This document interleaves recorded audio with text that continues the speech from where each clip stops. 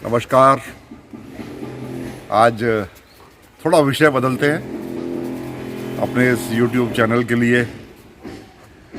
परिवार में एक दो परिजन थोड़ा बीमार हैं, वही जो आजकल कोरोना की बीमारी चल रही है उसकी वजह से, इसलिए आज कुछ ज़्यादा कहने का मन नहीं है। सोचा आइसोलेशन में हूँ, बाहर आके अपने स्पाइस गार्डन में बैठूँ। मैं इसको स्पाइस गार्डन बोलता हूँ क्योंकि मैंने यहाँ कुछ मसालों के पेड़ लगा रखे हैं। बाहर आया तो मुझे लगा कि एक ऐसी जानकारी है जो आप सब तक पहुंचनी चाहिए।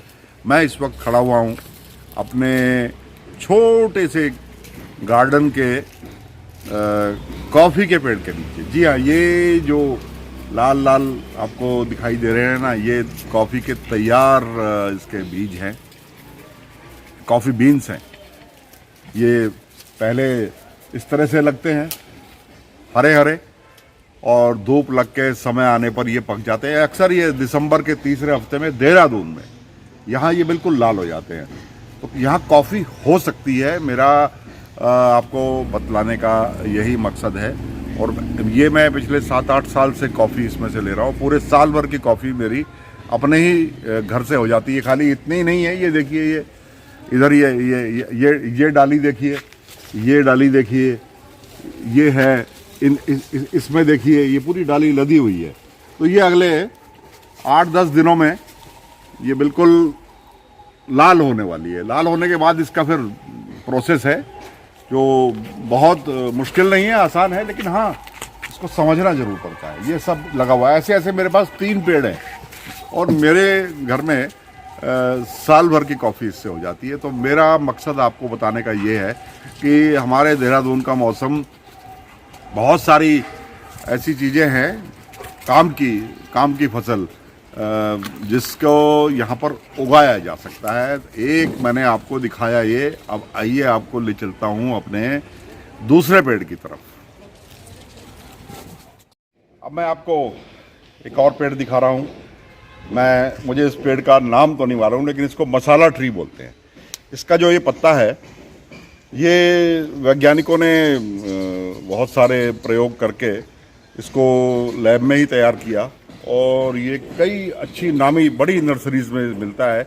इस पत्ते की खासियत ये है कि इस पत्ते में बहुत सारे मसालों का स्वाद है। हाँ, मैं सूंघ के देख रहा हूँ, इसमें दालचीनी का, इसमें लौंग का, और वो गरम मसाले का, वो पूरे गरम मसाले का इसमें स्वाद है।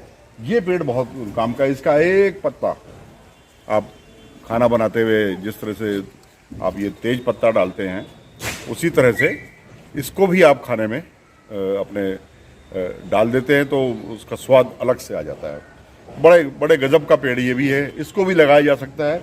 और ये पेड़ भी लगभग 2-2.5 साल पुराना कुल है अभी, लेकिन इसमें बहुत पत्ते हैं। ये तो 100 घरों के लिए बहुत है एक पेड़। तो ये कुछ काम की चीज़ें मैंने आपको बताई। अब आपको मैं एक और पेड़ की तरफ ले चलता हूँ जो होता तो है, लेकिन उसको हम जंगलों में ही ढूंढते हैं। आइए अब इस वक्त हम खड़े हैं अपने घर के एक और पेड़ पर। इसको बे लीफ, तेज पत्ता इसको बोलते हैं। ये तेज पत्ते का पेड़ है। ये भी मेरे घर में लगभग 5 साल तो इसको हो गए हैं। मैं इतना छोटा सा पेड़ ये लेकर के आया था और आज ये एक पूरा वृक्ष बन चुका है। और ये इसमें जो पत्ते लगे हुए हैं ये बिल्कुल तैयार है। ये इसको 4-5 दिन में सूख जाते हैं। इसको छाया में भी सुखा सकते हैं और उसमें भी तैयार। और इसको जिस तरह से आप और बाजार से लाते हैं, ये बिल्कुल वही चीज़ है। और जो इसका तना है, ये तना, ये तना जो इसका है, इस मेन तने को छोड़ करके जो बाकी इसकी ब्रांचेस है, उन ब्रांचेस में लगभग 7-8 साल पुराना जब पेड़ हो जाता है तो उन ब्रांचेस की ऊपर की खाल निकालिए तो उसके अंदर से दालचीनी निकल जाती है। तो ये दालचीनी और तेज पत्ता दोनों का एक पेड़ आता है। और ये बहुत बढ़िया, मैं तो लगभग सभी जानने वालों से, मैं जब भी घर पे आते हैं मिलने तो मैं कहता हूँ तेज पत्ते का एक पैकेट ले जाइए।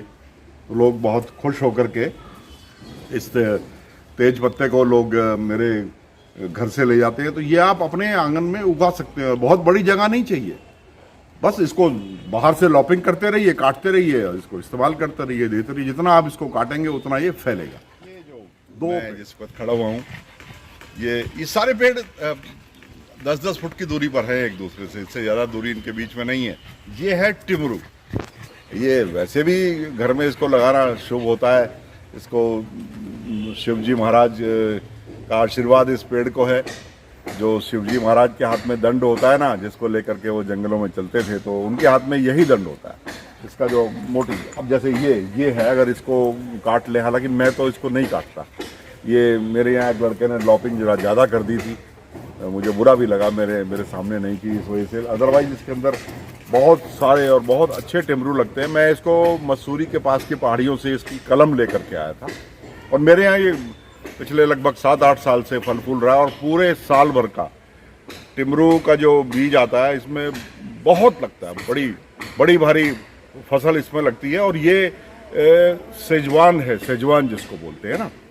आप बाज़ार में जाते हैं और जब आप खाना खाते हैं तो उसकी एक वैरायटी सेजवान नाम से भी होती है।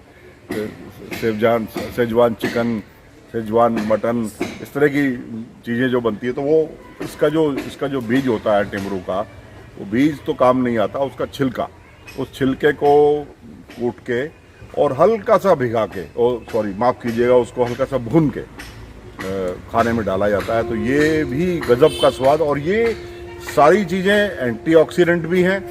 और उसके अलावा जो आजकल बीमारी चल रही है, वो जो मसाले का पेड़ दिखाया था, तेज पत्ता, दालचीनी और ये वाला पत्ता, इस सब को अगर आप एक साथ उबाल के इसका काढ़ा बनाएं तो ये भी आपके काम में आता है बहुत अच्छे तरीके से। और इसकी एक सबसे बड़ी जो खासियत है, जिसके लिए इसको सबसे ज़्यादा जाना जाता है, वो होता है इसकी इतनी सी डाल आप ये तोड़ो और इसको थोड़ी देर चबाइए। इसका दातुन जो बनता है ना, मैं आपको आज एक चुनौती दे रहा हूँ।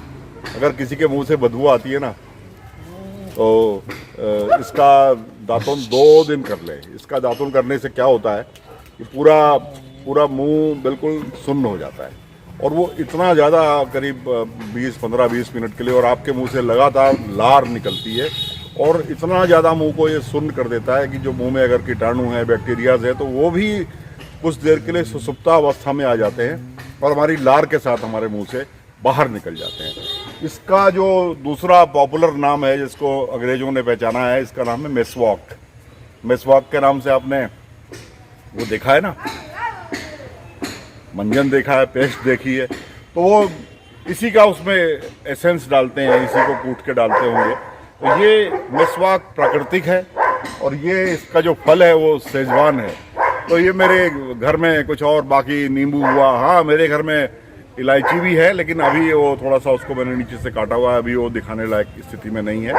और मुझे आपको एक जानकारी और दे दूँ, अब आप अगर ऑनलाइन देखेंगे तो आपको तैयार पेड़, बिल्कुल रेडी टू प्लांट, ऐसे पेड़ आपको घर पे डिलीवर हो जाते हैं, बहुत अच्छे से डिलीवर हो जाते हैं। और उसमें एक तो लौंग है, लौंग का पेड़ यहाँ पर आराम से हो जाता है। ये एक गलत फहमी है कि यहाँ लौंग नहीं होता, लौंग बहुत अच्छा होता है यहाँ पर।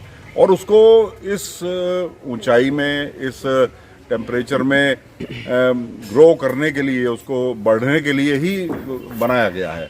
इसके अलावा काली मिर्च, मैं काली मिर्च लाया था, मैं मैसूर के पास जो कुन्नूर के जंगल है, मैं वहाँ से लाया था, लेकिन मुझसे गलती हुई, मैं गलत मौसम में ले आया।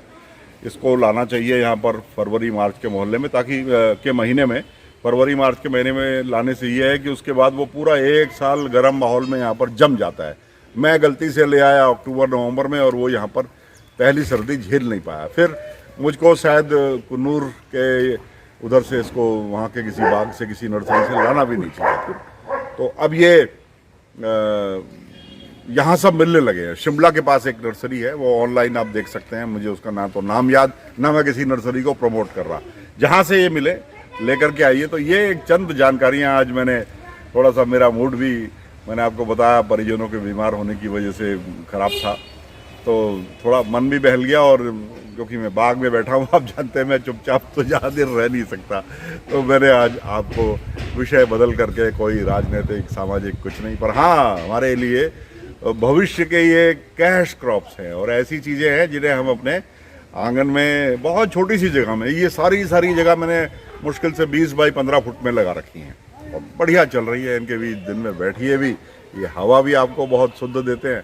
तो ये मैंने आपसे आज कुछ जानकारियाँ साझा की। उम्मीद है आप भी इसका लाभ उठाएंगे। आज बस इतना ही।